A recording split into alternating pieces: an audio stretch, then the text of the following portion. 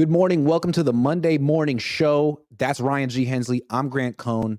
The 49ers lost yesterday. They're 5-1. There are no undefeated teams.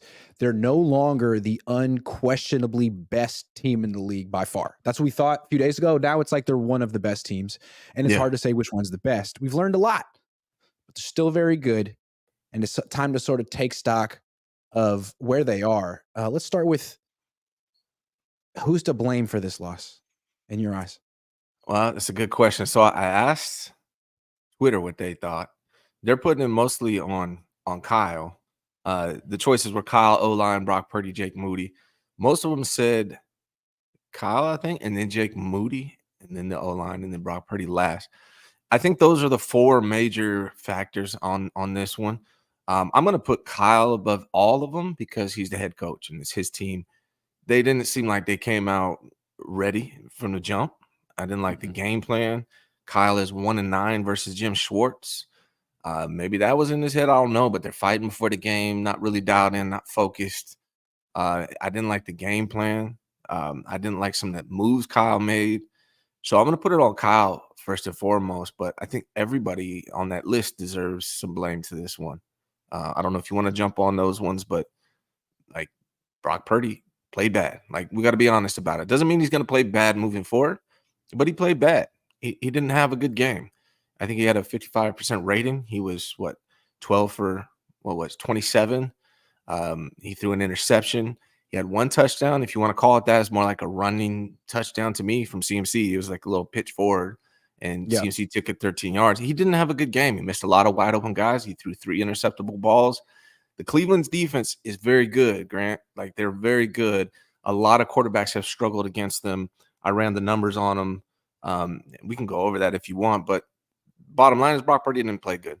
The interception that he threw, Brandon Ayuk was wide open. It wasn't the defense that caused that interception. It was an inaccurate pass from Brock Purdy.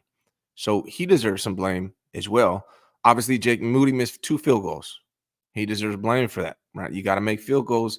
That's why you're here. You're in the NFL. You got to make those field goals to win the game in those situations. And the offensive line didn't look good. So it's all 4 of them deserve blame for this loss. It's funny. If Moody had made one of those field goals that he missed, Niners win. Yeah. Especially if he makes that last one, it's kind of a gimme 41 yards. And it's funny is like, that wouldn't change anything about how Kyle Shanahan coached or Brock Purdy played.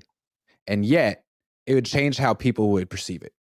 People would say stuff like, hey, you know what? Brock Purdy wasn't great, but he was clutch. He did enough to win the game. And so did Kyle Shanahan. And you know what? That's all that matters. They're winners. And it's all based on what Jake Moody did. So in a sense, Jake Moody's very much to blame for this loss. You missed 2 field goals. And I mean, he just didn't look like he was ready. He looked like the pressure was getting to him. I mean, honestly, if you're looking at his face on the sideline, and you're thinking like Robbie Gould's still available. Yeah. They would have won this game if they had just had Robbie Gould. And they have $41 million in cap space. And it's like, why is Robbie not here again? I'm sorry. Like, I know you want Jake Moody to be better than him, but he's not. So Jake's won. And then, Brock Purdy, he didn't play well. You say Jake Moody missed a 41-yard field goal. Well, Brock Purdy missed Christian McCaffrey deep, wide open for a touchdown. That would have been a W right there. So how can we put it all on Jake Moody just because the timing of it?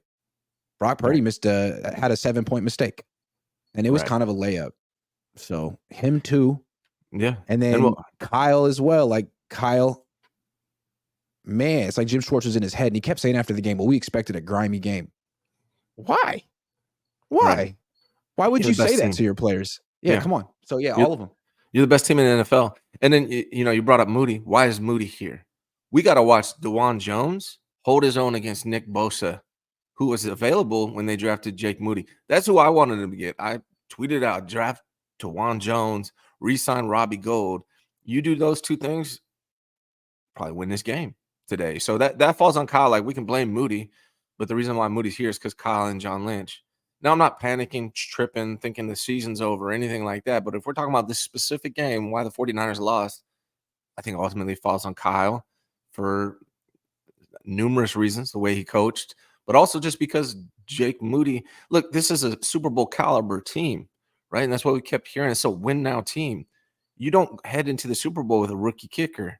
you get the sure bet in Robbie Gould. That would have been a smart move. It was always a little suspect to me to rely on a rookie kicker because, maybe Jake Moody, this is one bad game. He's from that area, had a lot of family there. Maybe it was in his head. I don't know. But, maybe he bounces back. But if the postseason started tomorrow, what's your confidence level in Jake Moody being able to finish off a clutch game? It's got to be pretty low. None. Yeah. And I think what's interesting is like, it always felt like a cute move to take Jake Moody in the third round. Like, you don't need a kicker. You decided you don't want Robbie Gould anymore, who's really good. Right. And it's just so cute to like, okay, we're going to draft a kicker really high. We don't have that many needs. We're a great team, and we're going to win the Super Bowl with a rookie kicker. Meanwhile, they could have had DeJuan Jones. They could have actually addressed a real need, but they're like, we don't have any needs. We're great. Our offensive line is fine. We always work around our offensive line. It's great. We love Colton McKivitz. But their offensive line got exposed yesterday, big time. DeJuan Jones was on the field playing excellently against Nick Bosa for the Browns, and Jake Moody lost the game. So it all happened on one field in one spot. Kind of amazing. Yeah. That one move of not signing Robbie Gould, drafting Jake Moody, not drafting DeJuan Jones. They just did that. They win this game yesterday, I'm pretty sure, regardless of how poorly Brock Purdy played yesterday. They win this game if they do that. And so that falls on Kyle. Ultimately, it falls on Kyle. And for whatever reason, Jim Schwartz has Kyle's number, and he's got to figure that out. Or one of these NFC teams might hire Jim Schwartz in the future. And Cowboys hire Jim Schwartz. That's a problem. Yeah, we're going to talk about actually why Jim Schwartz has Kyle Shanahan's number in a minute.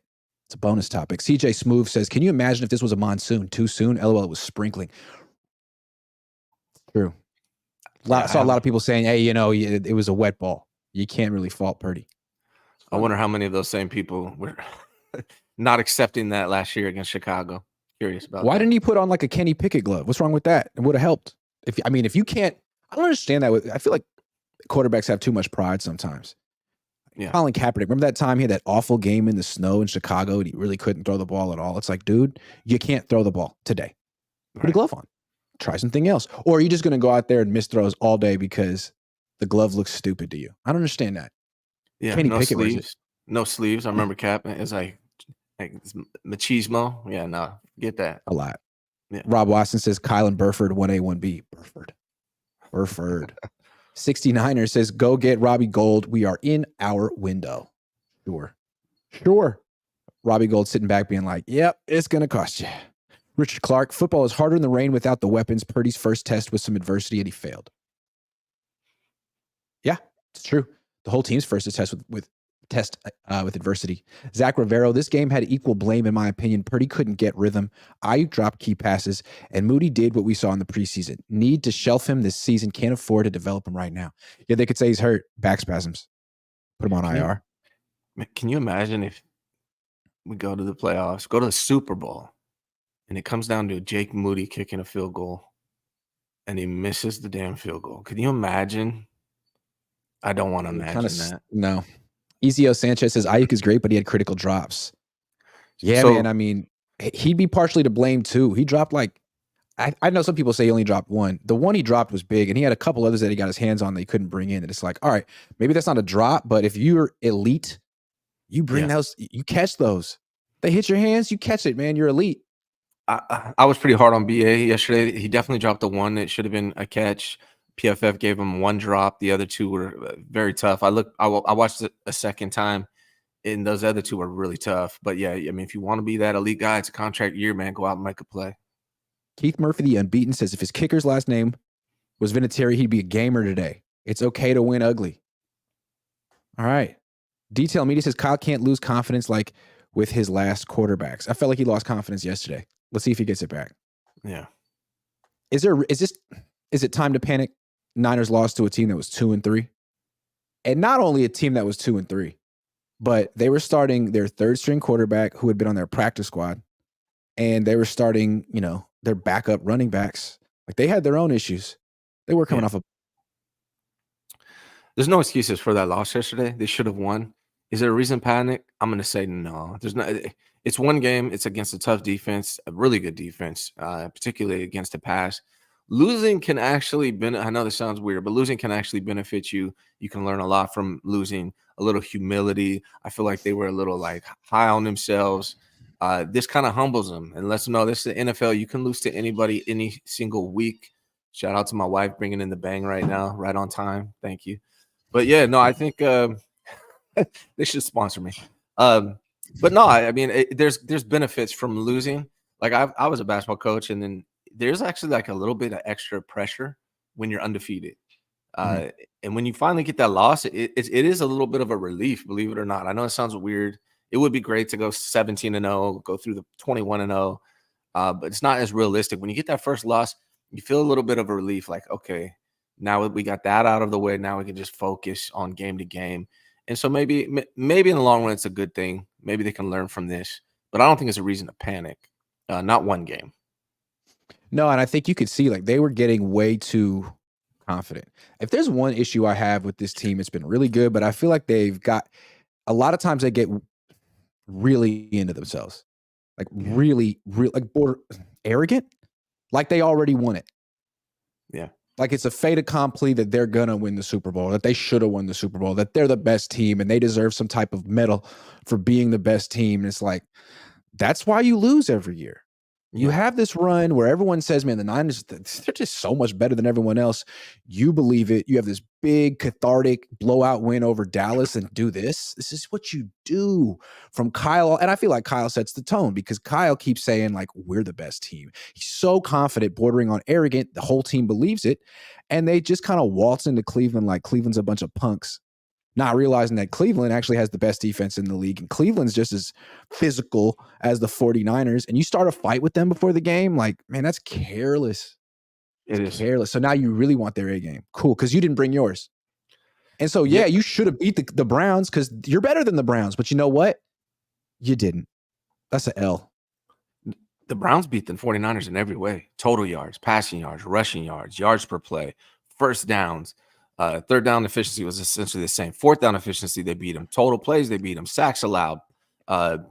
Penalties, they're both bad. Fumbles lost, interceptions, time of possession. They beat them in every way. It wasn't just this or just that. They beat them in every way with PJ Walker in the back. I had a pinned tweet. It was Deebo Samuel from he was mic'd up and he's like, Niners look real good right now. He sounded like Grover from Sesame Street. And he kept repeating, Niners look real good right now. And I had to unpin the tweet because, damn it, you just lost to the Browns, man. Yep. So I think it could be, honestly, in the long grand scheme of things, it could be a good thing that they lost. But I'm not panicked that on the overall season. Maybe this is a good thing they lost right now. When you were going over about how the Browns beat them in every way, I could hear someone saying, yeah, but the Niners were a 41-yard field goal away from winning. And so that to me brings back the panic to Moody. Like he didn't make that kick. It's a 41-yarder. It's easy. It seemed like clearly the pressure got to him. They iced him. He didn't know what to do with it. I think that's a big reason to panic because there's no guarantee that Moody's got it. Like he could kick a ball great, but is he actually ready emotionally for this? And I don't know. It doesn't look like it right now. And unless they can get Robbie Gold back, then they got a big problem at a very important position that they tried to get cued at. I think the only reason to panic right now. It's a big concern for me, and I think we're going to talk about the concerns, and that's one of them for me. But it's week 6, so I'm not going to panic just yet because what if he turns it all around rest of the season? He's fine. That's a possibility. But if this continues, then yeah, my panic meter is going to go up and up and up. Ethan M says Jalen Hurts throws 3 INTs and still is the MVP race, and Brock isn't because of one game with 1 INT. Who said Jalen Hurts still in the MVP race? How many games did Brady win off a field goal and get praise? You know who's probably leading that MVP? Tua got a good chance. Tua. Yeah. I think Brock and CMC have kind of fallen out of that race the last couple weeks. We'll talk about that more. But here's the thing: not all interceptions are created equal. Like, did you guys watch the Eagles game? I think one of them was on Jalen Hurts. So, I mean, don't just be a box stats guy, right? Like, watch the games. Jalen Hurts, 2 of those interceptions really weren't his fault. Yeah. So other people that could like dark horses to win the award. Goff.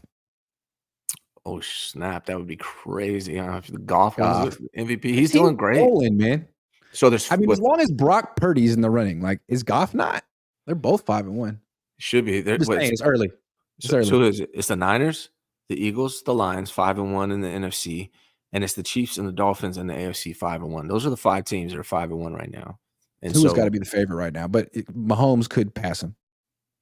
yeah, and really it should probably be Tyreek Hill who gets Good it, point. but he won't. Yeah. He's going to be the offensive player of the year. Probably not Christian McCaffrey. Sorry, Christian. Ethan M. Jalen. Oh, got you. Keith Murphy, the unbeaten. Still, to me, Brock passed the test, played horrible, but came through in the 2-minute. Okay. All right. I can see that. James. I mean, I don't know. What if there wasn't that holding penalty on Jawan Jennings? That throw looked off regardless to me. Yeah. And if he didn't get that holding penalty on He got Jawan a second Jennings, chance. yeah, he got a second chance. I mean, it shouldn't have been that close. There's a lot that factors into it, but they should have been up by at least 7 points, and they weren't because of Brock plus the turnover. So I don't know how I would. He had 125 yards, guys. Yeah. He was 44% or something like that. Yeah. I don't think that's passing the test. No. James says we all want Robbie back, but it wasn't Wisnowski kicking field goals for us last year as well. Robbie gets hurt too. I don't know about kickers getting hurt. I don't think that's a huge concern. Zane Gonzalez bring him back. Dazza says the Niners gave up 160 yards rushing. Was that purely because Dre was out? What does it say about our D then that Dre needs to be there to stop the run? Well, in the past, when he'd be out, they had Azeez Al-Shaair, who's also really good. But now he's gone, and like Oren Burks and Demetrius Flanagan-Foles, to me, are special teams players.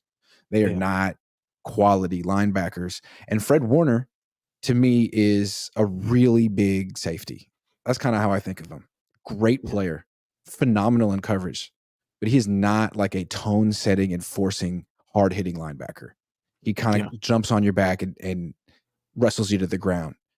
Dre Greenlaw hurts you in ways that Warner doesn't. He's everything the Niners wanted Reuben Foster to be is what Dre Greenlaw is. That guy was vicious in the SEC, and he plays like that in the NFL. He's much more downhill than Fred Warner. The 49ers rely on their linebackers for run defense more than a lot of teams, right? On the D-line, Hargrave's not a really good run stopper. I mean, maybe Armstead's probably your best run stopper on the D-line. Outside of that, it's Greenlaw and Warner. And when Greenlaw's out, he's the best run stopper on the 49ers. And when he's out, you can tell the difference. Plus, I think this Browns offense, that's just how they wanted to attack these Niners, man. They just ran the ball down their throats. Certainly. Tony Nagatani says, got to let the rookie kicker take his lumps and keep going. He'll get better. Why does Jim Schwartz have Kyle's number? Also, DeJuan Jones, Cam Latu. I'm going to explain the Jim Schwartz thing in a minute. We're going to get there. Ethan M., what's the story for Brock if Moody makes it? That he was clutch. He did enough to win. The Jimmy Garoppolo story. But that he still played poorly. Salim Ingram says, disappointing loss, but at least Randy Gregory is looking like a real steal. Do you think this pass rush could finally take off again? Yes. I think Randy Gregory, he only played like 30% of the snaps. That should double. No. Dizza Scrap says, where do you rank John Lynch among current GMs? Up there. He's second. Just not good in the first round. I think he's second. Don't let him ever pick and round. Up there. Yeah. Gio Dude says, Moody might be okay. Depends on how he feels that day. Okay, we'll ask him. Keith Murphy says, it's not Tua, it's Hill for MVP. Yep, okay. Bill Kennedy says, I predicted that Moody would lose Niners 3 games. Robbie Gould would have made that kick. Yeah, he would have. So that's 1 game. CJ says 30 seconds and 1 timeout left. That's an eternity at the end of the game. Shaney got scared and should have kept trust in that final drive. We'll bounce back. We needed this. A bit of Crow is healthy. He did get scared. You blink. Rob Watson says Brock played as well as he could, considering Tomlinson kept hitting him over the head with Burford's motionless body. That's messed up. Why didn't you go to Cleveland? Because I'm trying to save some money, man. How about that? Cleveland. It's really expensive. And it's Cleveland. Dazza says, I'm not going to Minneapolis either. I'm trying to save some money. It's a long season. Dazza 0187 says, if the Rusty is an issue, is it worth inquiring about DJ Jones? Broncos are dumping players. Nah, DJ Jones wouldn't play here. They need linebackers. They need more depth at linebacker. They got really good depth on the D-line. Javon Kinlaw's playing well. They need depth other places. Let's talk about why Kyle Shanahan struggles against Jim Schwartz. Big thing Let's is get the your wide take. 9 defense. A big thing is the wide 9 defense. It's why the Niners use the wide 9 defense. So Kyle is all about the zone blocking scheme. Outside zone, inside zone, people moving together, kind of setting picks. It's not like what Harbaugh did. Harbaugh did a lot of pin and pull gap blocking where you have guys blocking down, guys pulling, guys coming from different directions, not all moving together. That's zone blocking with the Niners right now.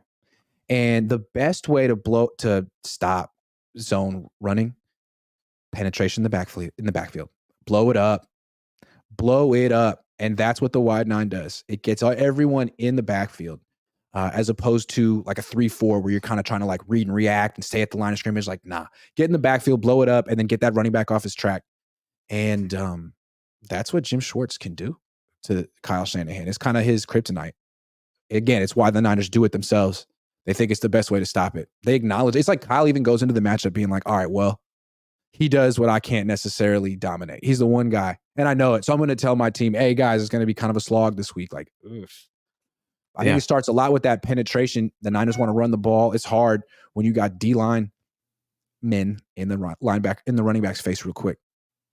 And then you combine that with press man coverage and elite cornerbacks, and that's a formula for a rough day for quarterbacks in general.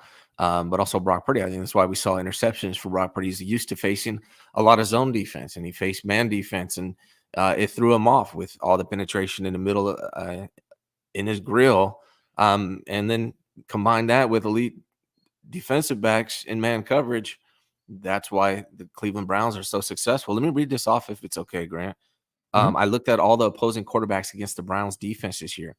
Joe Burrow is 14 for 31, 82 yards, 0 touchdowns, 0 interceptions. Kenny Pickett, 15 for 30, 222 yards, 1 touchdown, 1 interception. Ryan Tannehill, 13 for 25, 104 yards, 0 touchdowns, 0 interceptions.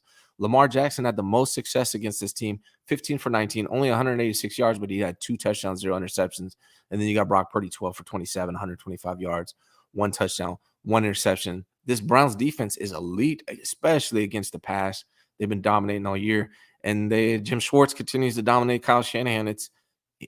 I think a lot of teams around the NFL need to really see what Jim Schwartz has done with this Browns defense and apply that when they face the 49ers.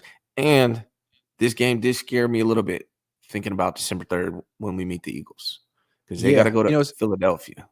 Yeah.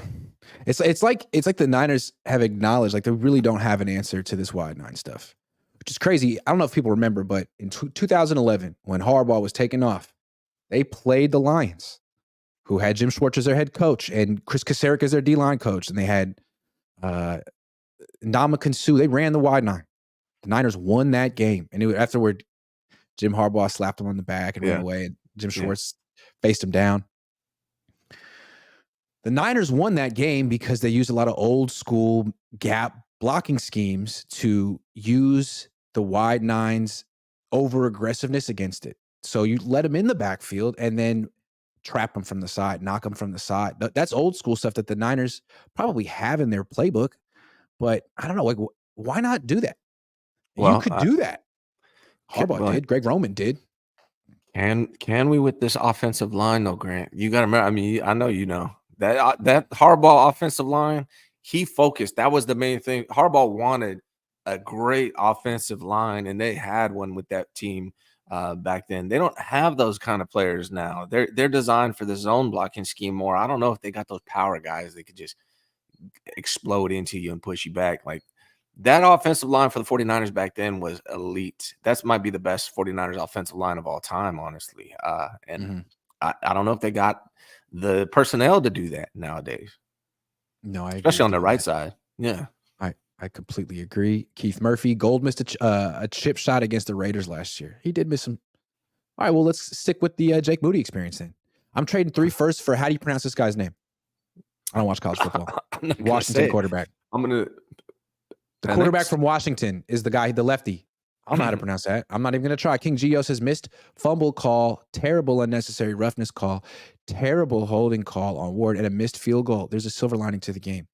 Yes, man, there were a lot of things that went against the Niners, but you know what? You were facing a third-string quarterback, and you lost. Found a way. I don't like blaming games on kickers. I don't like blaming games on refs. You got to win the game with. You shouldn't rely on a kicker or rely on the refs to win you games. I know kickers, it happens a lot. I get it. But the 49ers have the best roster in the NFL, what we've been saying, right? Go exploit them. The 49ers defense held the Browns to 19 points. They only put up 17. You got to score more than 17 points, man, with this team. Yeah. Keith Murphy says, didn't Burrow throw 82 yards against him? That's true. He was also hurt, but it's a great defense. Damian Lozano says, would you put the blame on Kyle for not running the ball with 30-plus seconds left and giving Moody a closer field goal opportunity? I mean, yeah, why wouldn't you? I mean, you really think Jordan Mason's going to fumble? Are you really that worried about Jordan Mason fumbling? That's too bad. Give it to Juice. Give it to Juice. Give it to Juice. Domain Collins says Niners cannot deal with the physical man coverage, which is funny because Ayuk's a strong guy. All right, let's talk about those mistakes from Kyle Shanahan. 3 straight throws, up 1, 3:21 left. That was strange. And then just settling for a 41-yard field goal when he had 30 seconds and a timeout. Could have ran another play, could have got some more yards, could have made it a 38-yard field goal, could have made it something like that. There are all kind of things. What were his biggest mistakes? I mean, the biggest mistake we talked about already, not drafting DeJuan Jones and drafting Jake Moody. I mean, that was a big mistake that showed up yesterday. You could have Robbie Gould and DeJuan Jones on the field. You win that game. You brought it up. Not running one more time at the end of the game and use your timeout. You had a timeout. You ended the game with a timeout. You have a timeout. Use them all. Wait, you got 3 of them per half. Use them all. You had an opportunity to do that. You could have ran another play. If you look at the metrics on kicks and kickers and their success rate, if they had 3 or 4 more yards, the success rate is like 8% higher. So if you ran that ball one more time, you would have had 8% more chance of making that field goal. That could have been the difference in the game as well. That was a mistake. You had a timeout. Run the ball one more time. Do a damn quarterback sneak. Do it to Juice if you don't trust Mason, and you should trust Mason. I want to talk about that as well more. And then you brought it up yesterday. I saw on your show, passing 3 times, 3 minutes left. You're up 1. You pass 3 times. You run no time off the clock. You give them more of an opportunity. That was a mistake. And then the big one, man, is relying too much on CMC. We've been relying on CMC too much this year. And now when he goes out and he goes down, we struggle to figure out how to run this offense without him. And the reality is that people don't want to talk about it. And I'll probably save it for another one. But CMC has been the focus of these defenses, all year really, but really these last 2 games. And it's starting to show up statistically. And so you have to be more balanced, right? The 49ers were the old 49ers teams that won all these games. They were more balanced, right? They're hitting Jerry Rice. They're hitting Taylor. They're hitting Rathman. They're hitting Roger Craig. They're hitting Brent Jones, right? It's just been CMC. And then now he goes down and what do we do? Debo goes down. What do we do? So that is another thing that I think is a mistake on Kyle Shanahan. Why was George Kittle not involved? You're down to George Kittle and Brandon Ayuk. And how many times did George Kittle get the ball? Once? Twice? I didn't understand it. It didn't make sense to me. I think we rely too much on CMC. They gave him way too many touches the first 4 games. Pittsburgh, Rams, Giants, Cardinals. They did not need to give him, 80 touches to win those games, which is what they gave him 80 rushes in the first 4 games. Right. Plus, another 15 catches. You didn't need to do that to be Arizona or the Giants or those games were never in doubt. And then by the time you got to Dallas, he was worn down. He did nothing against Dallas. He got hurt against Cleveland. That was so avoidable. He's not a big running back. He's not Derrick Henry. He's not Frank Gore. He's a great player, but you got to be responsible. It's like, he wants to stay on the field. Every player wants to stay on the field. You're the coach. It's like, again, is the Cabo clique running this team? If you get to go to Cabo with Kyle Shanahan in the offseason, does he not get to be your coach anymore? Do you get to tell him whatever? I don't understand that, man. It seems like there should be, maybe if you didn't go to Cabo with your players, there'd be a little bit more of a coach-player relationship than what that is. Yeah, or go to Cabo and be like, hey, we're back now. We're in Santa Clara. I'm the coach. You're not playing. I don't care what you say. You're not going in the game. We have to preserve you. For your own good. And not only that, the 49ers would be better if they use Jordan Mason more. The 49ers are not better using CMC all game. They are better if they mix it up and add Jordan Mason in, who is actually averaging way more yards per carry than CMC is. Even McCaffrey. Yeah, absolutely. They would be better. They would be much better. And both, it would bring out the best in both of them, keep them fresh. Right. And right now, McCaffrey's averaging 5 yards a carry, Mason averaging 5.6. And then they got Debo averaging 5.3. I mean, you should be able to have a rotation of those three. They keep trying to make Elijah Mitchell happen when I feel like they kind of ruined him in the past, and he's averaging 2.7 yards per carry. He looks done to me. Or not like healthy, the fourth best running back on this team right now. Like I think I'd rather play TDP than Elijah Mitchell right now, if I'm being real. Agree. Absolutely. Yeah, they need to try to move him if they can. Unfortunately, I feel bad for Elijah Mitchell. I'm not talking about on the personal side. It sucks what I see happening to him in his career right now. But from a 49er standpoint, he's the fourth best running back on this team. They need to see if they can get something for him because it doesn't look good for Elijah Mitchell. I'd rather run Jordan Mason. I'd rather run TDP.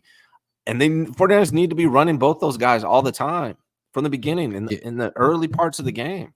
Why is TDP on the team? Can I just point out that Debo Samuel injured his shoulder playing running back, running the ball on 3rd and 23 in the first quarter?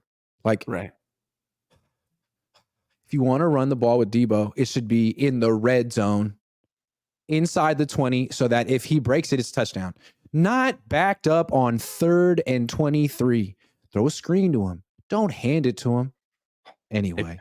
If you're going to run on 3rd and 23, just give it the juice or just kneel down at that point. You're not really trying to get a first down. If you're not going to go for the first down, it shouldn't go to Debo. It shouldn't go to CMC. Give it to TDP or Jordan Mason or Juice or somebody. Yep. Brother Bob, KS's biggest mistake is relying on a rookie kicker. It's dangerous.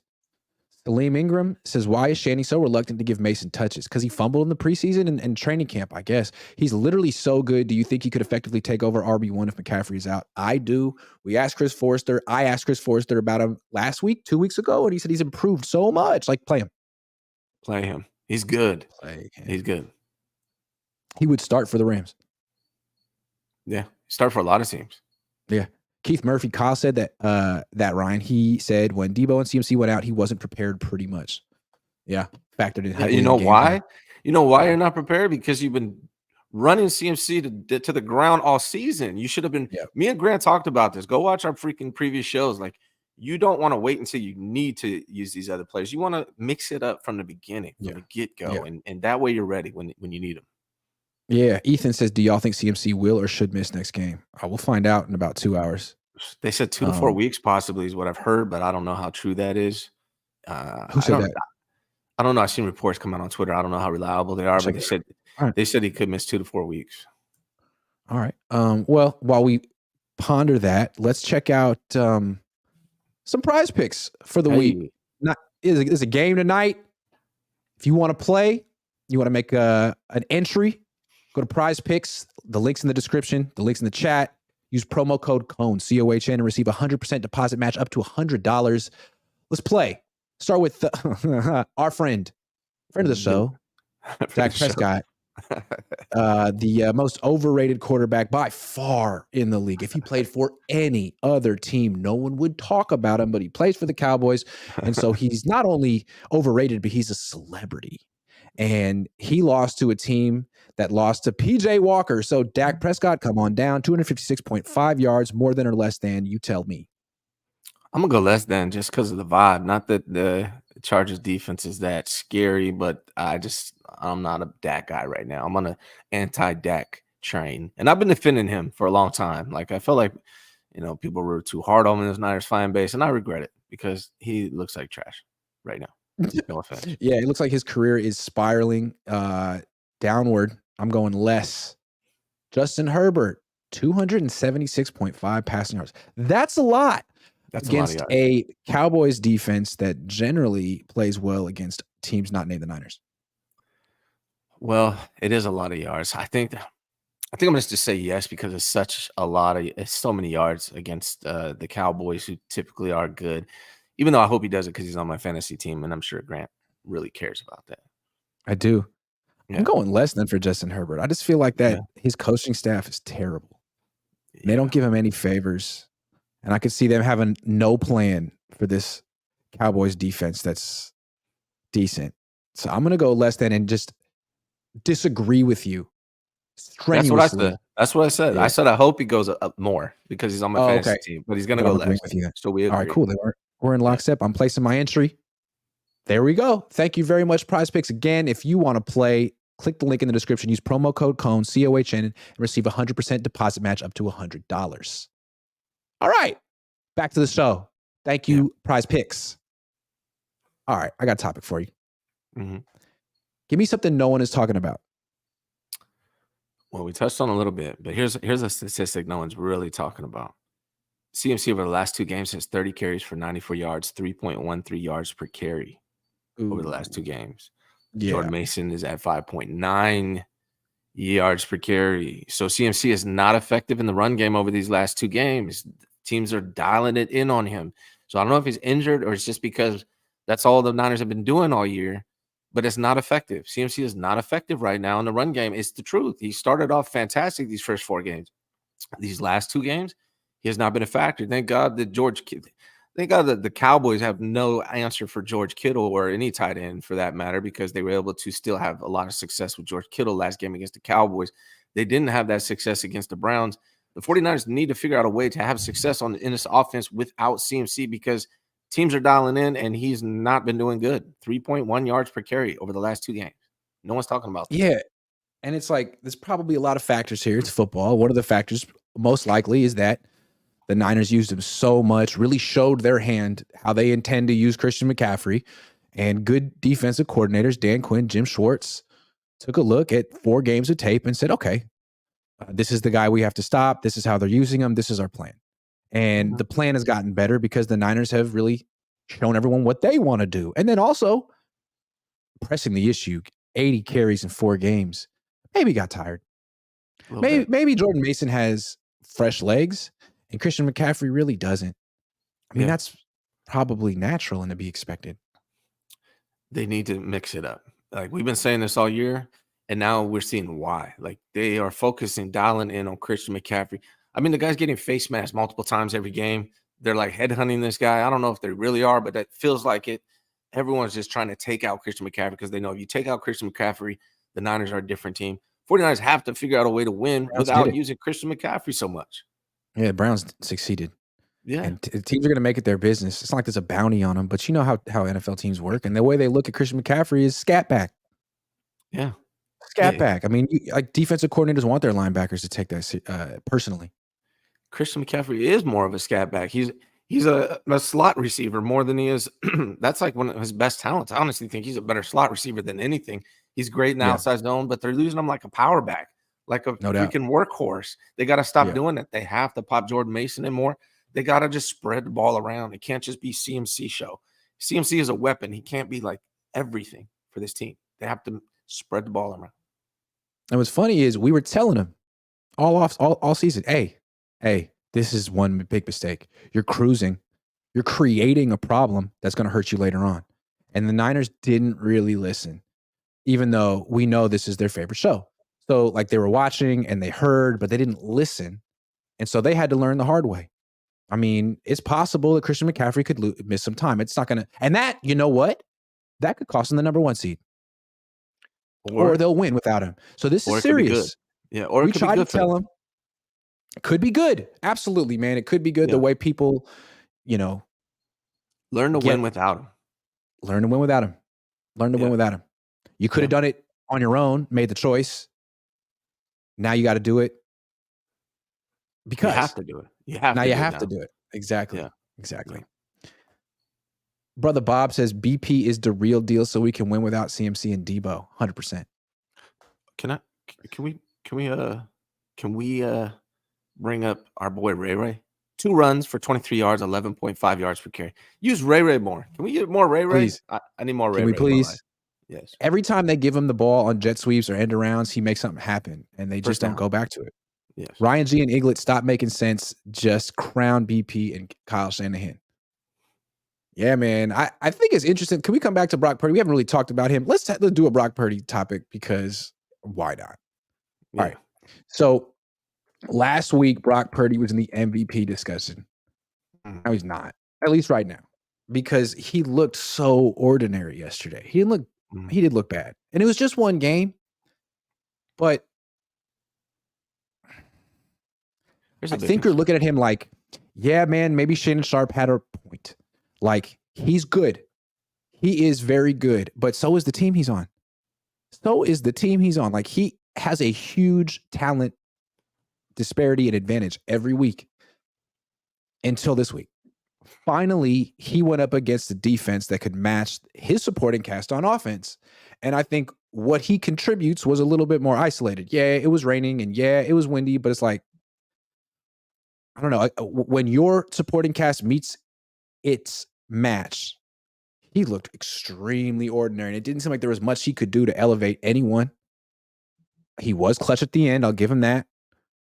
But that was discouraging. And sure, there's not that many defenses that can match the Niners offense, but they're not going to have the supporting cast forever. Eventually, Brock's going to get exposed like this. It's important to see. Clutch at the end. I don't know. Brandon Ayuk was pretty clutch at the end, right? He took that. What was it? I don't know. 4-yard pass. Brandon Ayuk took it like 20-something yards up the middle. Like, it was bad tackling on Cleveland's part at the end. I don't know what the heck they were doing. I didn't think it was a bad game for Brock Purdy. That's the truth. People have to be able to acknowledge it. That doesn't mean he's not going to be good moving forward, or he's not going to snap back against Minnesota Vikings' horrible, putrid defense. But against these Browns, man, he struggled. And when he gets to the playoffs and gets to the postseason, he's going to have to face good defenses. It's going to come up again. He just did not look good. I mean, the interception was just a bad pass. There was no one in his face. Brandon Ayuk was wide open. He passed it right to the chest of the defender. So he had a bad game. He could not hold on to the ball. It was like it was baby oil on the football when it was raining, right? He fumbled the ball. Like, he was struggling in the rain. It's going to rain. It's going to rain again at some point. That is a concern for me. Brock Purdy didn't play well. Again, doesn't mean he's trash or he's not going to bounce back. I expect him to bounce back against Minnesota. But it is a concern when you're talking about in the postseason against really other good teams. Like, we'll see on December 3rd when they play the Eagles. That's going to be another tough matchup for Brock Purdy. So, maybe we need to slow down. Brock Purdy was in the MVP discussion for me for one game. Right? Up until the Dallas game, I said it's CMC. It's all CMC right now. Dallas game, I'm like, okay, Brock, hey, man, my bad, dude. 4 touchdowns. Then we go to this game. I'm like, okay, he's out of that conversation for now. Maybe he'll come back. We'll see. It's Tua's got to be the favorite right now. Tua balled yesterday.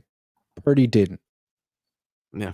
And Purdy's on a better team than Tua. Let's not forget that.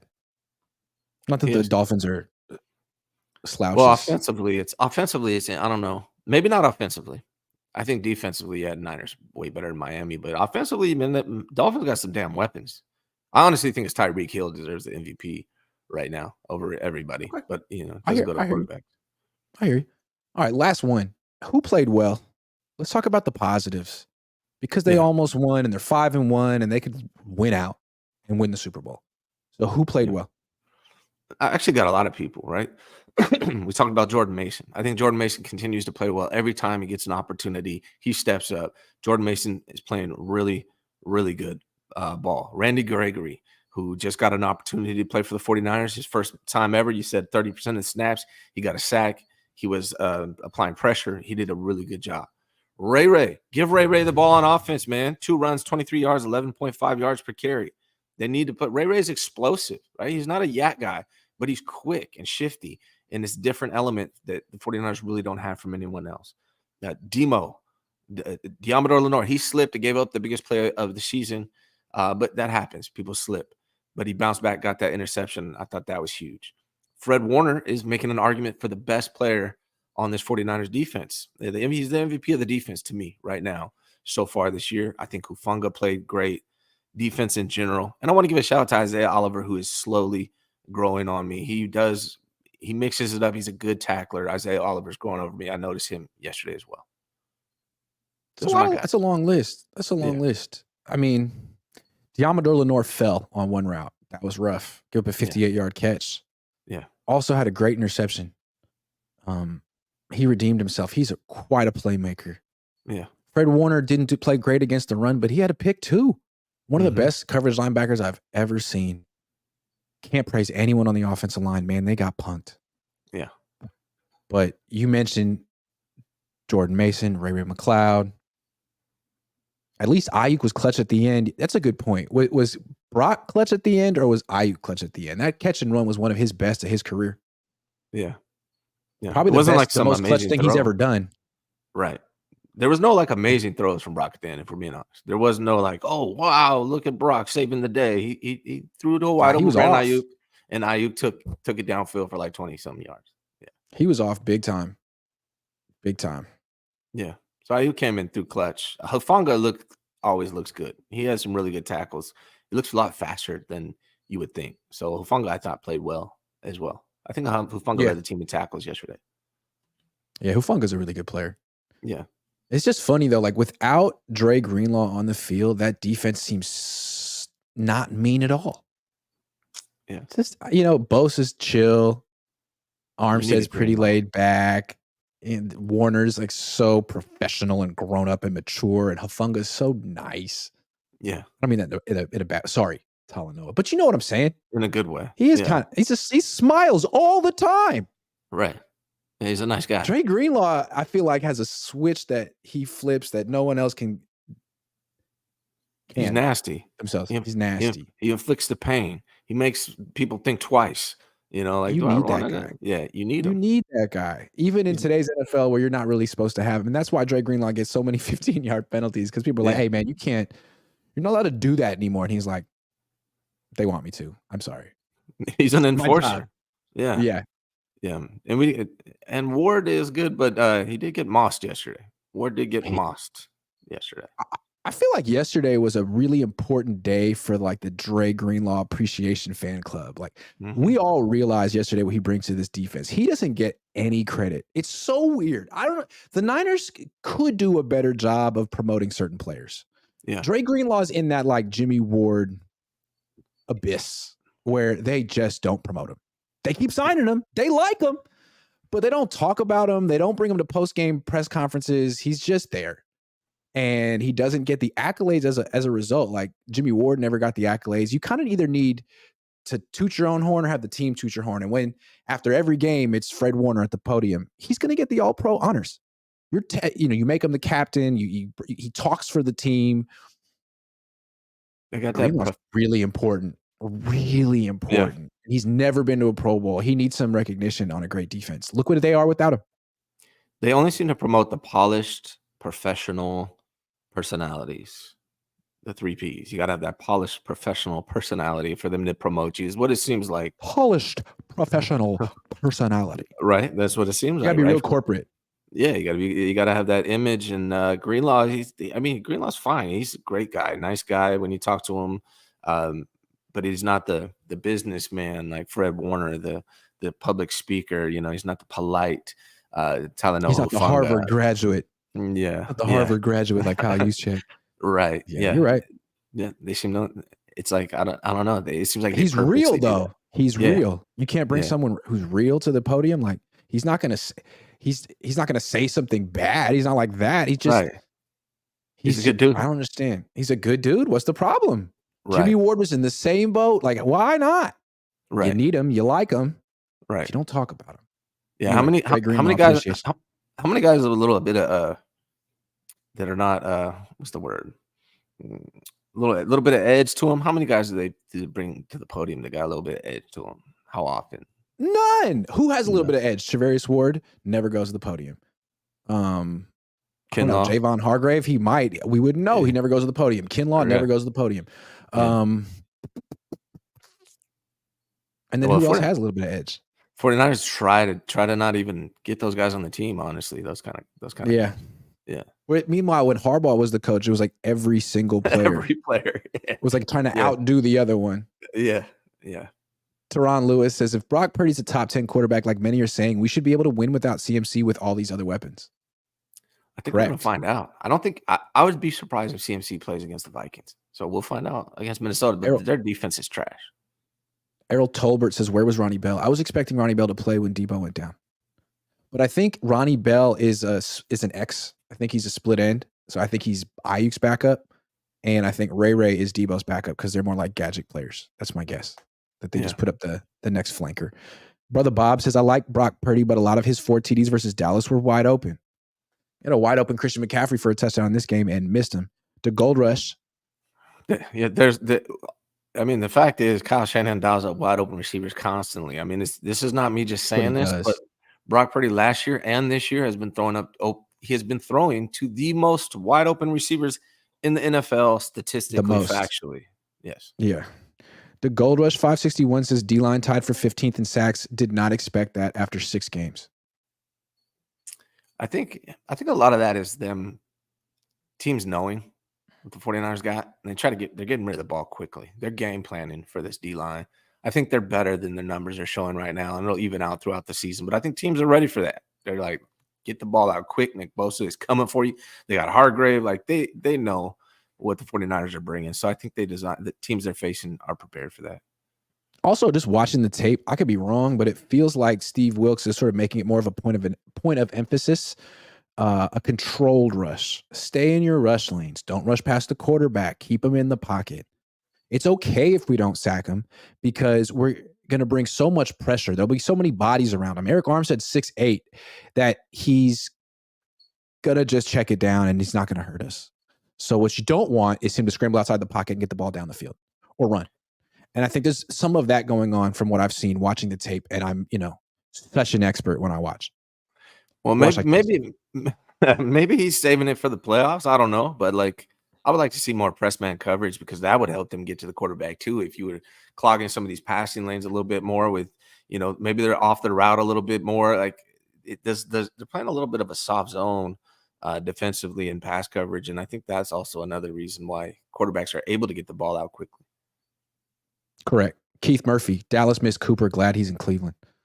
Dallas is so clueless. Quincy Van Vleck says, "Sup with Lenore outplaying Ward. Ward looks lost." I don't know, man. I mean, Lenore's hungry. Is Ward? I don't know. He's not looking like it. Lenore's hungry. Keith Murphy. Remember when everybody wanted to trade Greenlaw? Keith Murphy says, Debo isn't polite. LOL. I feel he gets shine. He's learning, though. Debo's learning. He's learning. He's getting brushed up on that. He's on that show with Kay Adams every week now. I think they're like purposely trying to refine Debo a little bit. There you go. My egotistic aura says Sam Darnold wins that game. Okay. Dazza says going to the game, BP had only played 2 minutes being down at points, and he's always had CMC. Hey, what? So here's the thing. Brock Purdy's career? 2 minutes? Brock Purdy has never lost a game that he started and finished with CMC. Right? He lost this one. Right. Yeah. CMC didn't finish it, though. All day, every day. Kim says Trey Lance is laughing his ass off. Oh, you can't throw a wet ball, and it was only sprinkling in one half. It's true. It wasn't even raining in the second half. Brother Bob says we need Moody to get injured and we can sign Gold. No. He was injured earlier in the year. No, Brother Bob. Don't say those things. Nah. Okay. That's the end of the Monday morning show. It's almost Monday afternoon. That's when you know it's time to end. Ryan? Yeah. It's always a pleasure. Are you doing anything else today? Every morning, 9 a.m. We did one this morning. So please like and subscribe to the channel. Please like and subscribe to my channel too. Yes. And Ryan's. Yes. Thanks for watching, everyone. I'll see you guys later. Oh, hold on. Could they lose the next game due to injuries? We don't know the injuries yet. We'll find out. Kyle talks at 2. Stay tuned. If they lose to the Vikings, that's when it's time to panic. Yes.